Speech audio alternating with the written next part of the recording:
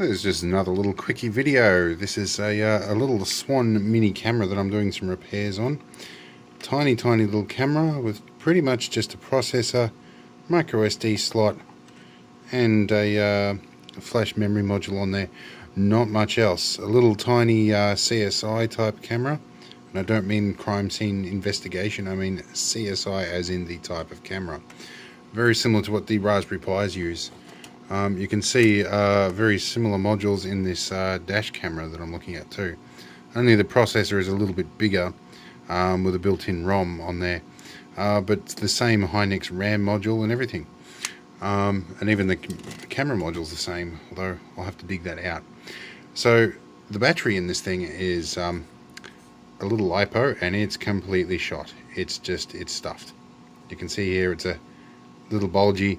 Pretty sure it's going to burst into flames one of these days, or not, I don't know.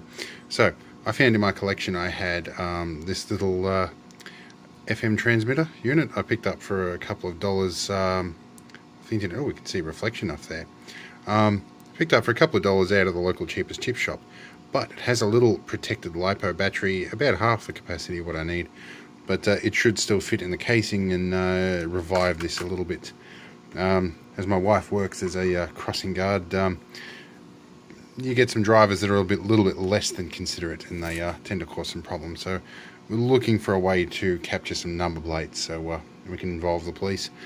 I did order some little lipos for some drones and stuff like that, but as you see, the cell is just a smidgen too small to fit in there, probably by the order of about 1mm. So I'm going to have to come up with a different plan for that. I don't really want to squeeze lipos too much. So this could be an interesting little build. I'll add to this video probably once I'm done with the finishing results. Not really at the stage of editing videos just yet, so we'll see how we go. I've got a little bit more to do yet. We can see a side project here too. This is some polyester resin work that I'm still working on. Hopefully when I'm done, these will be for sale at the Armed Forces Museum. I'll attach a link for those later. In any case, I'm on to this work. I'll do some more video when I'm done. So I'm trying out a new camera setup here. We'll see how we go. Apologies if there's a bit of noise in the background. You'll hear me turn that off. Those are my extraction fans to help keep the vaporized lead out of my nose, because I'm using lead solder and not lead free. This is this little Swann camera with the extra bulgy battery I showed you earlier. I'm using a soldering iron that I forgot to turn on. It's drastically too big for the job, but I'm fairly skilled with it. It's my favorite iron. I'll give it a bit of a clean up here. So our job here is going to be, firstly, we're going to fit this little battery here to this camera unit, because the camera unit is far more useful to me than the little $5 unit here. I need to make sure I don't short circuit this. Even these little batteries can pack a punch. So that's that sorted, and I've left, if you've probably noticed here, I've left just enough of tails so I can tell which colour was which, although my camera lens is over here. I've left just enough colour so I can tell which is which, but it looks like the board here has ground and V+ marked anyway.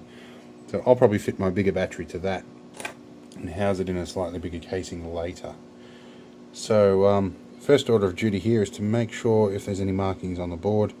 Indeed there are, but it appears to be 2 plus marks in unusual places. I think one is indicating the positive of a capacitor. We'll see if my iron is up to speed yet, and we'll probably need some of the tiny solder. What have I got here? I have several different types. I have 1mm, I have 0.7mm flux core, which is what we want. So let's try this stuff. Well, it's 0.71, like the 0.1mm makes a huge difference. Just tinning this slightly, ever so slightly, and I'm going to just lift that wire off.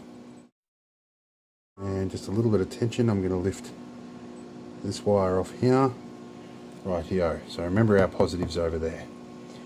So next step is I'm going to tin the wires. Now, this is the tricky bit. It can be damaging, but I'm only going to strip one wire at a time here for a rather important reason that you may have already guessed. That is to help prevent against a short circuit, which in little tiny lipos is actually a pretty catastrophic thing. So just tin that wire slightly. And good old flush cutters gives me a tiny little bit here. Right, so onto our positive, which was on my left. I'm not sure which way it's going to show up on the camera. Quick little touch because I've got my iron running reasonably hot.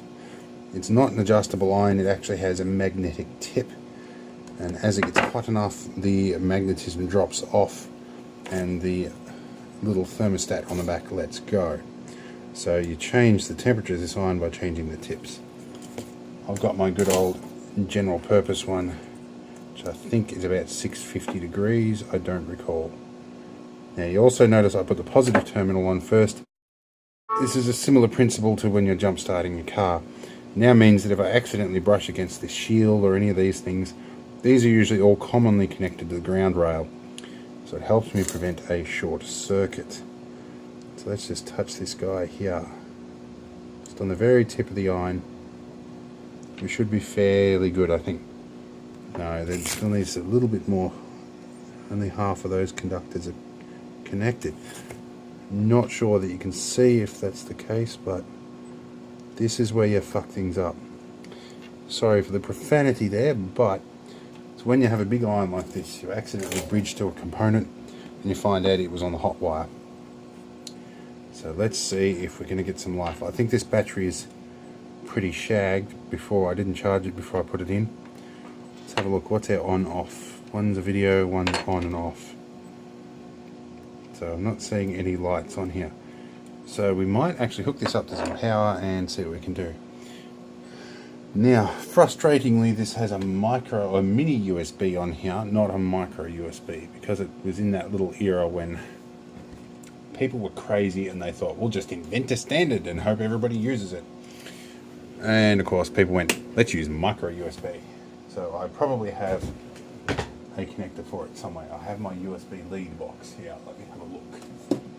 I have one of many of these, and what you just saw there is the reason why I keep stuff in a tray, otherwise I'd have screws everywhere. So I apparently have a mini USB lead.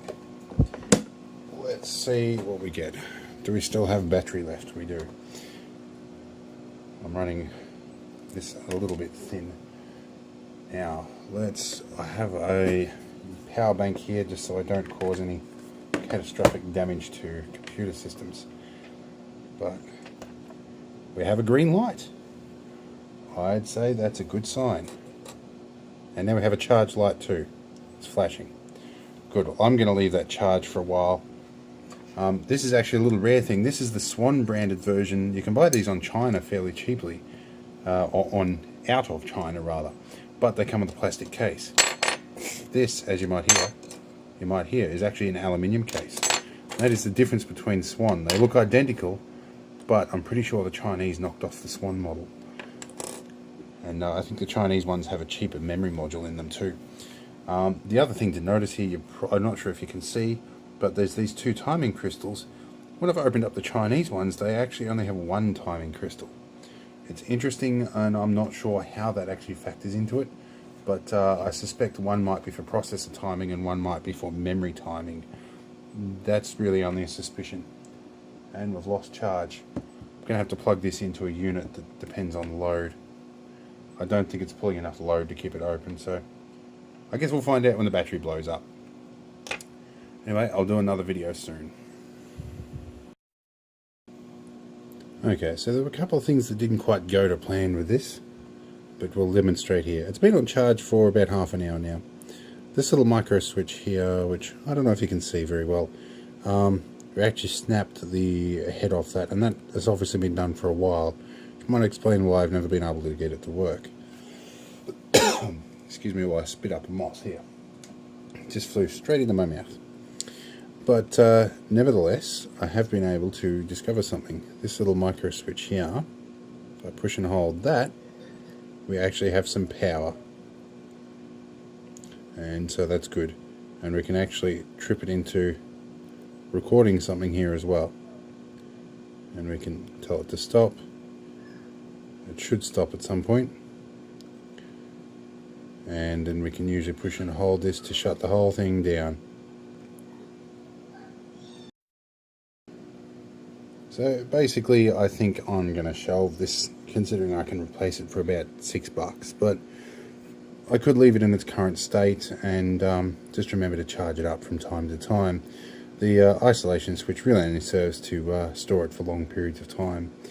I think this will probably function long enough till I can get something better in place.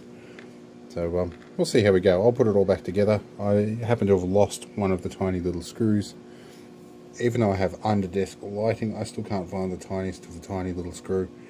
I'll have one more look, but pretty much a lost cause, but it's interesting to know that I could salvage this battery to make it work.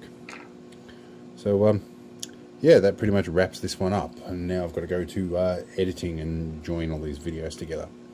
That'll be the fun bit. So, looks like this little guy might be recording video. I think we won. Took half a night to fix a $6 item.